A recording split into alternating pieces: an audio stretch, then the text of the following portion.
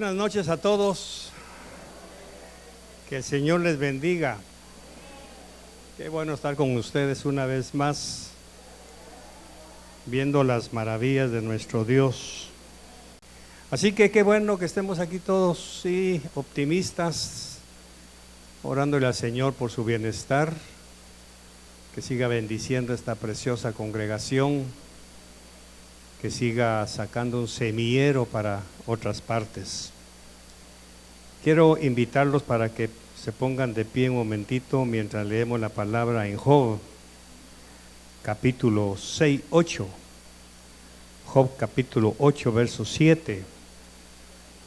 Y esto que me ha estado dando vueltas estas semanas que he estado descansando, lo encontré y el Señor me inspiró algo para nosotros. Dice en el nombre del Padre, del Hijo y del Espíritu Santo: aunque tu principio haya sido insignificante, con todo, tu final aumentará sobremanera.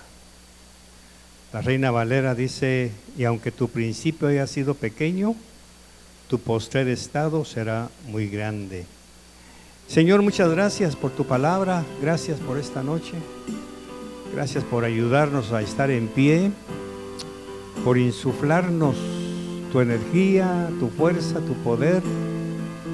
Gracias por este precioso pueblo que viene y te busca, que ama tu palabra y que esperamos en ti los milagros de salud, de sanidad y de prosperidad. Gracias por esta noche, por los que vienen en camino, por los que ya no vienen también, gracias donde quiera que estén, y gracias por los que van a venir más tarde. Te agradecemos tu bondad en el nombre de Jesús. Amén y amén. Por favor, siéntese.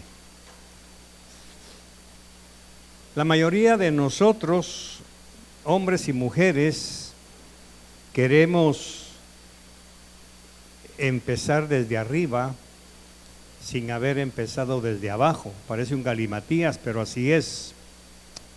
Venía platicando con mi esposa de cómo algunas personas, cuando llegan al poder, se enriquecen sin darse cuenta que hay un axioma bíblico, que es el que vamos a hablar esta noche, porque todo tiene un principio y la Biblia declara que ese principio casi siempre va a ser pequeño. Pero si uno sabe cómo vivir esa pequeñez en cualquiera de sus niveles, financiero, social, ministerial, como quiera o donde quiera que el Señor le haga moverse, hay un final para nosotros. Pero no estoy hablando de un final escatológico, sino un final físico, que es la grandeza. Primero porque el Señor es lo que desea para todos nosotros. Cuando hizo un pacto con Abraham, todo se lo dijo en futuro. Te engrandeceré, serás grande, te bendeciré. Pero cuando vemos la vida de Abraham, de Jacob, de Isaac, flotando sobre ellos esas hermosas promesas, lo primero que vemos en su presente es una serie de tragedias, es una serie de problemas, de conflictos familiares. Lo primero que vemos es un como pulimento que el Señor usa para llevar a cabo sus planes. La Biblia dice que los planes de Dios para nosotros son de bien y no de mal, para darnos el futuro que esperamos.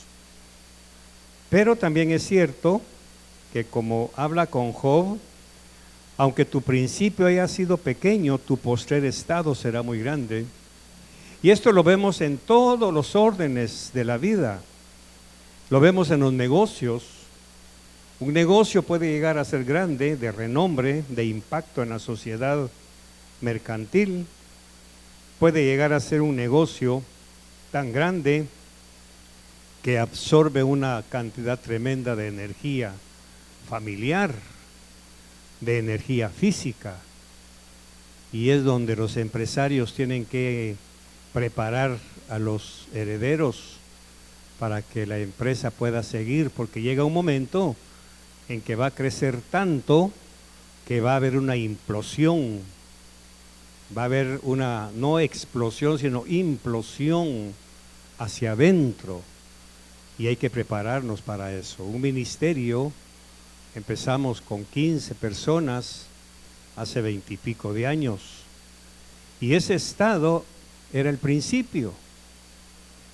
Bendito el Señor que nunca nos cuestionamos con mi esposa si siempre nos íbamos a quedar así. Pero sin embargo la promesa sigue todavía. La promesa de llegar a ser grandes todavía está pendiente.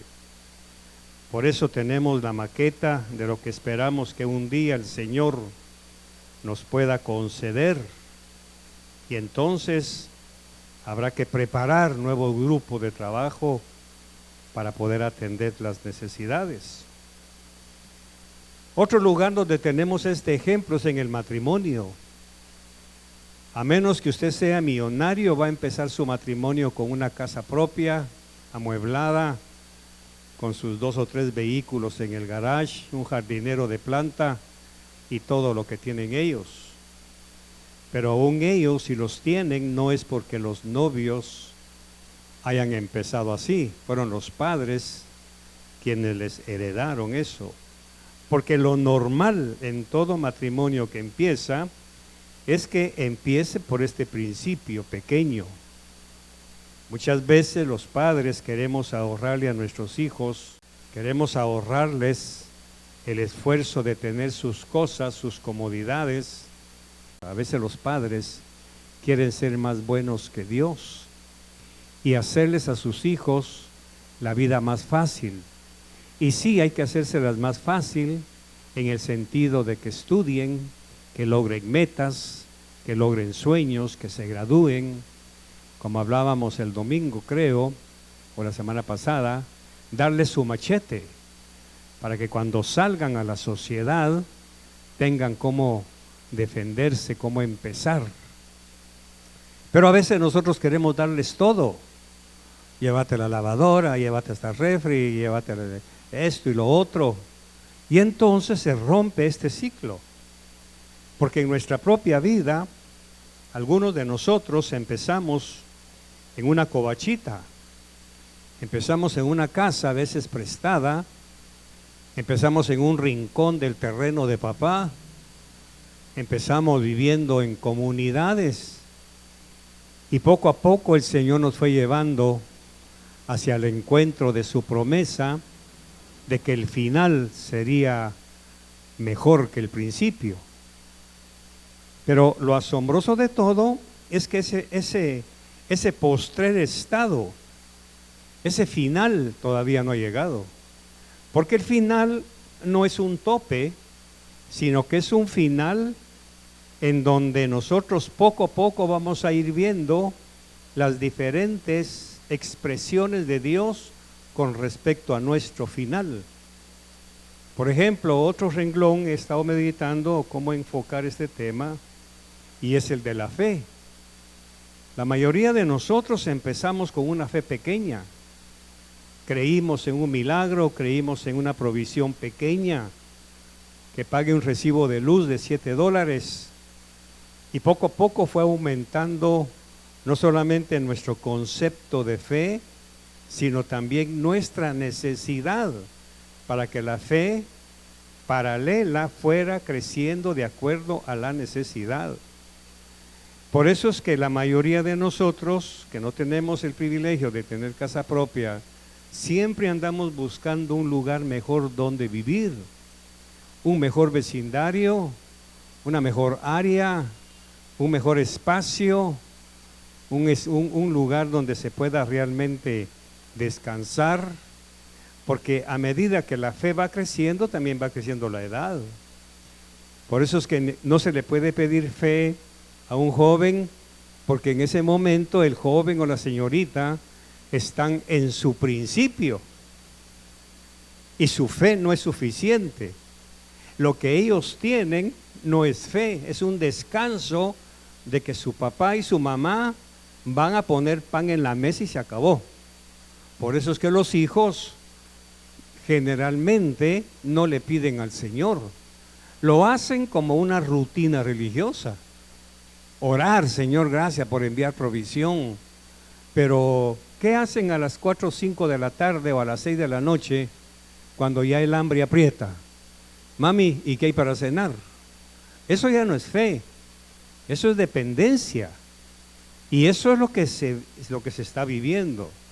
Sin embargo, el Señor en su misericordia va a ir provocando que esos hijos en la temprana edad empiecen a sentir necesidad ellos, necesidad que no les puedan suplir sus padres, para que su fe, aunque pequeña, vaya creciendo paulatinamente, hasta que llegue un momento, como los grandes hombres de la Biblia, que su postrer estado de fe, su final de fe, fue maravilloso. El problema es que nosotros queremos tener la fe de Abraham, pero la fe de Abraham no empezó como vemos al final, creyéndole totalmente a Dios que no iba a matar a su hijo. Abraham empezó en Egipto. Cuando hubo hambre, dice que en lugar de confiar en Dios, en lugar de orarle a Dios, se fue a Egipto a mendigarle al faraón y puso en peligro a su esposa y su propia vida y salió avergonzado, aunque rico pero avergonzado, cuando faraón le dice: ¿por qué me engañaste? Ya solo esa frase es un golpe al orgullo. Sin embargo, ¿cómo se cataloga a Abraham? El padre de la fe.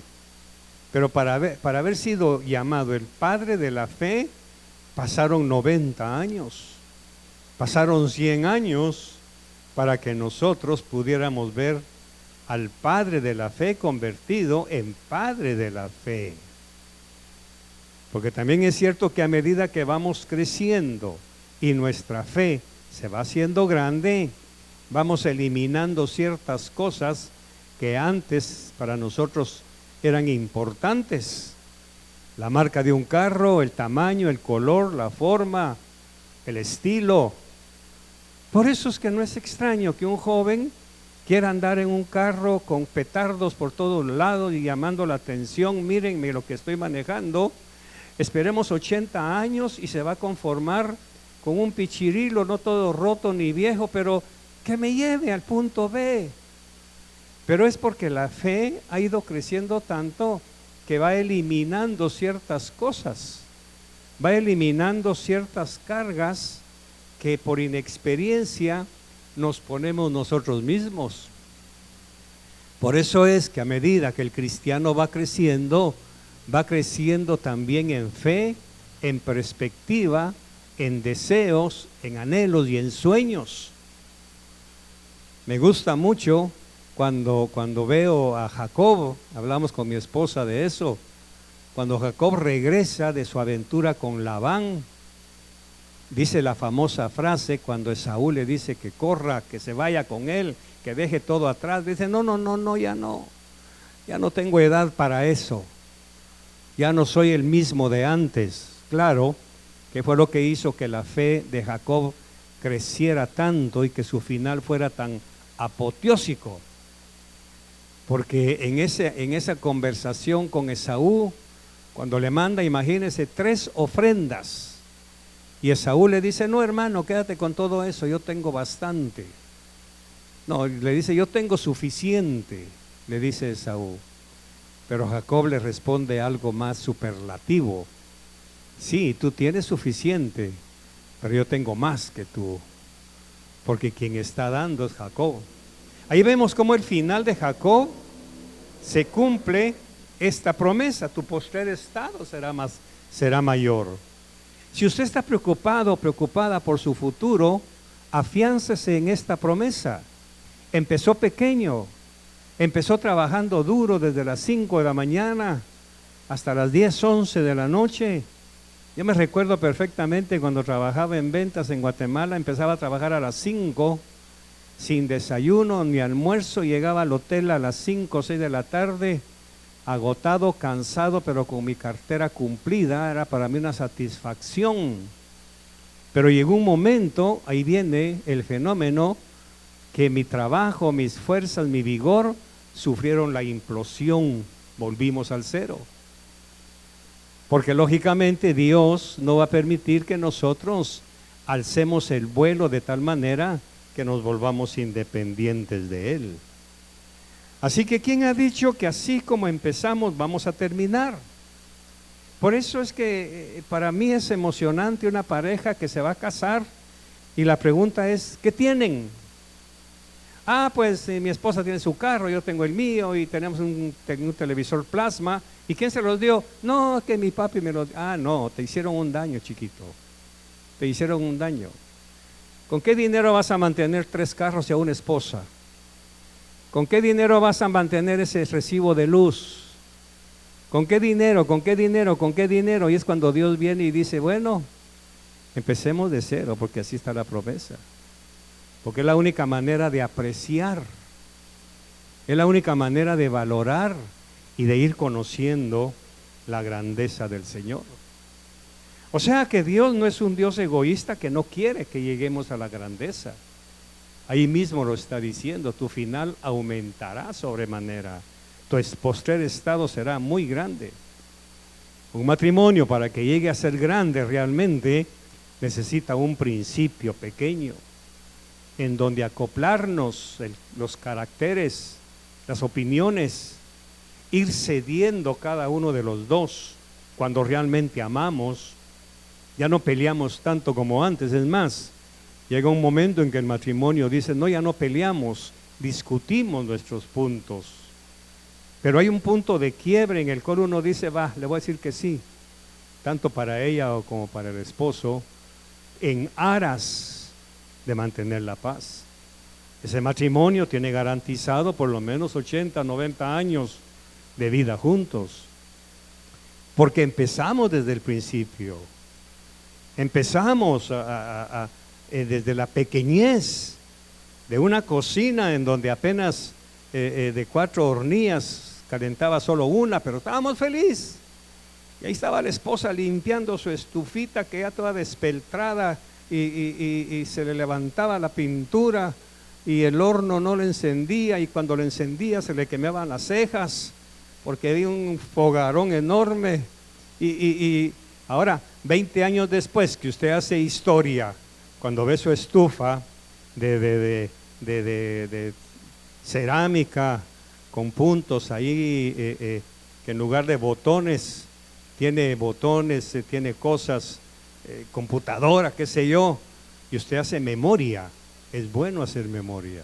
Recuerda de dónde te traje, recuerda de dónde te saqué, porque si cuidaba aquella estufita de 3 hornillas, y peor si, como en mis tiempos, que se cocinaba con gas, hermano, cuando se encendía la mecha era un tufo a gas, que había que esconder las tortillas, tapar el frijol y el arroz, porque ese olor se impregnaba en la comida. Alguien pasó esa experiencia dolorosa, ¿verdad?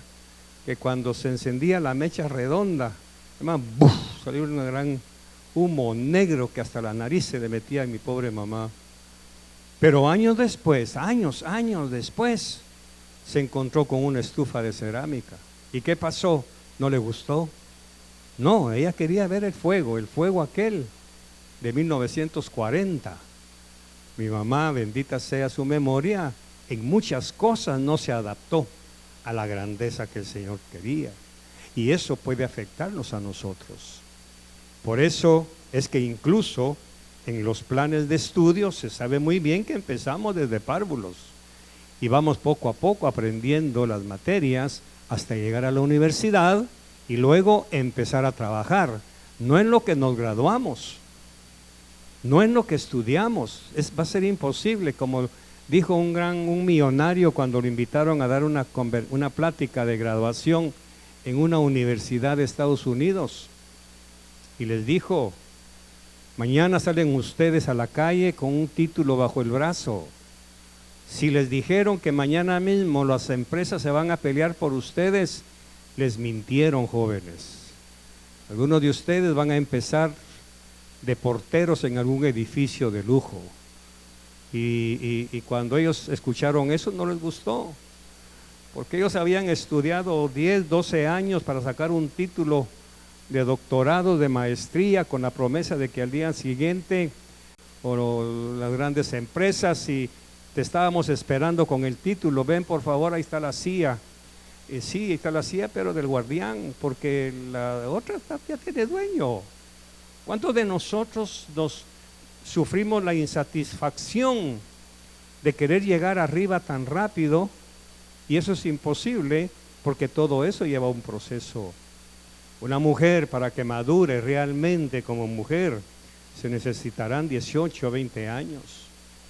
Por eso el matrimonio, cuando empieza, necesita tanto andamiaje de consejería, de ayuda, para poder ir consolidando su relación, porque su principio es pequeño, y quitar esas insatisfacciones de llegar a una casa cuando no hay mueble donde sentarse, y la esposa que sueña posiblemente, porque normalmente las mujercitas sueñan con que el hombre que han besado de sapo se convirtió en príncipe azul y que todo está arreglado, y resulta que no, que solo hay una chamarra para taparse los dos, y empiezan esas cosas. Pero con esta palabra uno puede decir, bueno, Señor, este es el principio, no hay problema. Vamos a pasar el aguacero y tu palabra dice que al final vamos a ser grandes, vamos a tener lo que soñamos. Y es cuando Dios ve que nuestro corazón se abre a la fe. Y en el trayecto, en el caminar, la fe va creciendo, porque entonces aprendemos a hablar con Dios. Aprendemos cómo comunicarnos y cómo quejarnos con Él. Y eso es precisamente lo que Dios espera de nosotros. Que seamos tan humanos, tan necesitados, que cuando hablemos con Él lo hagamos como que fuera una persona de carne y hueso. Que de hecho Dios es físico cuando nosotros estamos en angustia. ¿Cuántos testimonios hemos escuchado cuando hemos oído de gente que siente la presencia de Dios? Si usted es una de ellas, bienaventurado, porque eso quiere decir que usted ha experimentado la presencia física de un Dios invisible. Pero eso no se logra con una cuenta de banco de 4 o 5 ceros. Eso se logra cuando el banco le manda una carta preguntándole qué pasó, que no está ingresando ahorros o cualquier cosa, o que lo poco que tiene se lo van a quitar. Muchas veces nosotros queremos empezar desde arriba, y eso lo único que trae es que haya un retroceso. De alguna manera va a haber retroceso. Por eso, cuando un matrimonio empieza, es cierto, tenemos que ayudarlos, pero no tratar de solventarles sus problemas, porque lo que va consolidando la pareja es que juntos solucionen sus propios problemas. Ahora, ojo, no tanto que se aíslen, no tanto que sean autosuficientes y que nunca necesiten una palmada, una palabra de aliento, una palabra de consuelo, una palabra de ayuda, porque de otra manera también ofendemos a Dios, haciéndonos creer que nosotros somos tan autosuficientes que no necesitamos de nada ni de nadie. Cuando yo escuché a un pastor que dijo eso desde su púlpito, es que yo no necesito nada de ustedes, me puse a pensar, ¿y quién le lavará el carro? ¿Quién le lustrará los zapatos? ¿Quién lo atenderá en un almacén? Sí necesitamos de los demás. Y eso es precisamente lo que provoca, y aunque tu principio haya sido pequeño, qué lindo es ver a la nuera o al hijo llegar a la casa de los padres y decirles, papi, ¿será que me regalas ese banco que está ahí hace años que lo veo en el mismo lugar? Mami, ¿será que me regalas esa olla que ya no usas? ¿Por qué? ¿Por qué eso? Porque el principio es tan pequeño que con el tiempo se va doblegando el orgullo. Esos momentos son buenos porque quiebran el orgullo de saber que necesito ayuda de otros. Y la otra persona tiene que ser tan sabia de darnos lo que realmente nosotros estamos necesitando en ese momento. Años después, aquel banco se va a convertir para una maceta. Y la que ahora es abuelita va a decir, mija, y ese es el banco que te di, mira cómo lo tenés, todo chuco. Eso me lo dejó mi abuelita, mira cómo está, porque ya perdió valor. Ya arregló la situación y ahora su final es mucho mejor todavía. Y eso es lo que Dios nos quiere transmitir esta noche. Si usted todavía está en el principio, que es pequeño, que apenas se ven sus logros, que apenas está cobrando un poquito de sueldo, que apenas está empezando a disfrutar un pedazo de pizza, como decía un predicador que quise entrevistar en Canal 25, le dije, ¿usted me aceptaría una invitación para hablar lo que es un hijo de pastor? Me dijo, no, pastor, tendría que hablar mal de mi congregación. Yo le pregunté, ¿por qué dice eso? Porque tendría que contarle a todos que mi mamá partía un plátano en 8 y la congregación nunca se dio cuenta. Eso me quedó grabado. Había amargura, cólera, enojo en ese muchacho que era hijo de pastor. Porque él no entendió que todo principio es así. Todo principio, yo mismo lo viví en mi casa con mis hermanos y mi mamá. Ya les he contado que cuando no había gas partíamos las sillas y ahora ¿dónde comemos? Ahí en el suelo, de ahí nadie se cae. Nosotros mismos, cuando vivimos aquí en El Salvador al principio, no sé si Ronnie te recordarás cuando iban al discipulado ahí en las Isimiles, ¿dónde se sentaban? En el suelo, sobre cojines, porque no teníamos amueblado de sala. Mi esposa había sentido un arrebato de fe o una inspiración de fe y sembró los sillones. ¿Y ahora en qué nos sentamos? Allá en cojines, no hay problema. Y lo peor es que teníamos un discipulado. Ahí llegaron muchos, ahí llegó Juancillo, llegaron varias personas que todavía nos recuerdan, pero ese fue nuestro principio. No nos íbamos a quedar toda la vida así. Así que si usted está pasando momentos pequeños en sus finanzas, en su fe, en sus inicios matrimoniales, en su ministerio, en su trabajo, nadie que empieza trabajando al día siguiente lo suben de gerente general. Tiene que dar frutos, tiene que mostrar, tiene que sacar la esencia de su carisma para que los dueños puedan ver en qué posición de altura lo ponen dentro de 5 años. Pero nosotros queremos rápido. Esta generación millennial todo lo quiere rápido, por eso no lo aprecian. Por eso cambian trabajo constantemente, buscando una utopía, buscando un sueño que Dios se los quiere cumplir, pero a la manera de José. Primero esclavo, primero anda a limpiar pisos, primero aprende a servir, y luego a la cárcel, y luego interpreta sueños, hasta que llegues a donde yo quiero que llegues.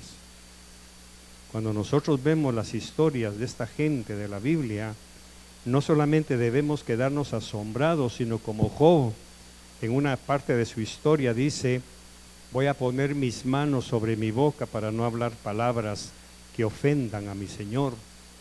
Porque muchas veces nosotros peleamos por alcanzar metas y sueños que Dios ha puesto en nosotros.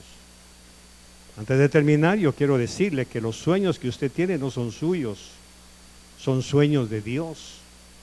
A la manera de José, Dios lo hizo soñar con la grandeza, pero antes de la grandeza vino el sacrificio.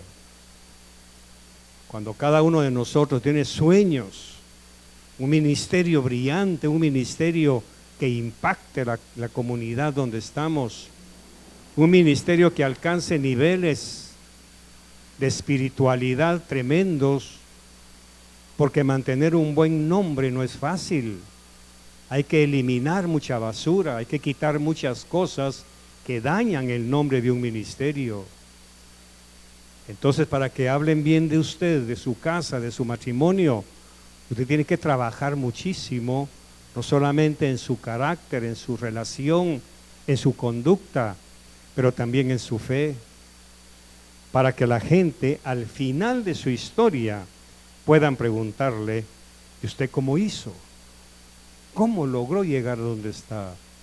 Y es cuando uno no le queda más remedio que decir, el Altísimo estuvo conmigo, el Señor estuvo conmigo. Así que si usted todavía está empezando y todavía le vienen destellos de insatisfacción, que esta palabra le sirva de consuelo, de ancla, para creer y decirle: Dios, cumple esa palabra en mi vida. Todavía no estoy llegando al final de mi vida productiva, pero sí estoy llegando al final de mis fuerzas. Muestra algo de tu palabra en mi vida. Impulsa, mueve cualquier cosa que tengas que mover, pero ayúdame a seguir creyendo, a seguir confiando, que aunque mi final ha sido pequeño o mi principio ha sido pequeño, confío en que el final va a ser como tú lo prometes. Porque lo doloroso de todo es que para Dios un principio no fue cuando usted se casó. El principio es hoy. Pueden ser 15, 20, 25 años. Ese puede ser un principio. Un final puede ser algo cuando usted, como dice Eclesiastés, antes que vengan los días duros y difíciles en los cuales no haya contentamiento. Ahí es en donde Dios se glorifica y quiere que nosotros entendamos que en estos tiempos en los cuales muchos quedaron desempleados, pregúnteles cómo están haciendo para comer, y nadie se muere de hambre. Aún en el reino animal nunca hemos visto a un perro muriendo de hambre en la calle. Siempre hay, aunque sea basura, pero no se muere de hambre. Y nosotros valemos mucho más que un perro. Por eso pregúntale a alguien que está empezando un nuevo empleo, una nueva empresa, un nuevo sueño, pregúntele si le alcanza su sueldo para todo, y le va a decir: no, no me alcanza, no estoy como antes. Es que hubo una implosión. El año de encierro hizo que implosionaran muchos trabajos, muchos hombres que ganaban sueldos de 3 y 4 ceros, ahora están ganando sueldos que añoran lo que tuvieron. Ahí está lo malo, es darle gracias a Dios por lo que tenemos hoy, por lo que vivimos hoy, por lo que comimos hoy. Nuestro final, hermanos, va a ser un final que va a avergonzar al diablo y a muchos de nosotros por haber blasfemado a veces. Así que no se desespere y deje que Dios cumpla su palabra en usted. Amén. Cierre sus ojos. Padre, muchas gracias por tu palabra, te bendecimos. Gracias porque nuestro principio fue pequeño y yo considero que sigue siendo pequeño, Señor. Todavía no he llegado al nivel que tu palabra promete, pero me has dado destellos, me has dado señales. He tenido momentos, oasis como Abraham, Isaac o Jacob. He tenido esos oasis en donde tú, como con Moisés, nos diste el agua, nos diste el maná, nos diste tu presencia.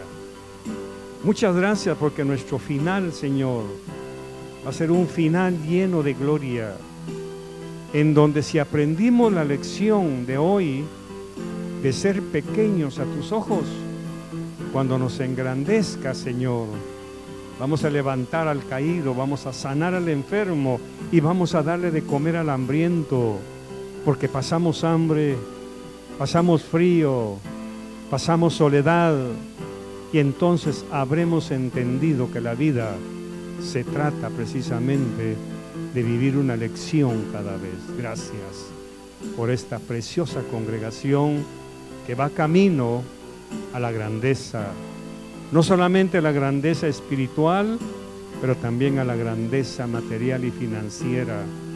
Gracias en el nombre de Jesús. Bendecimos la ofrenda, los diezmos y las aportaciones que tu pueblo trae, Señor.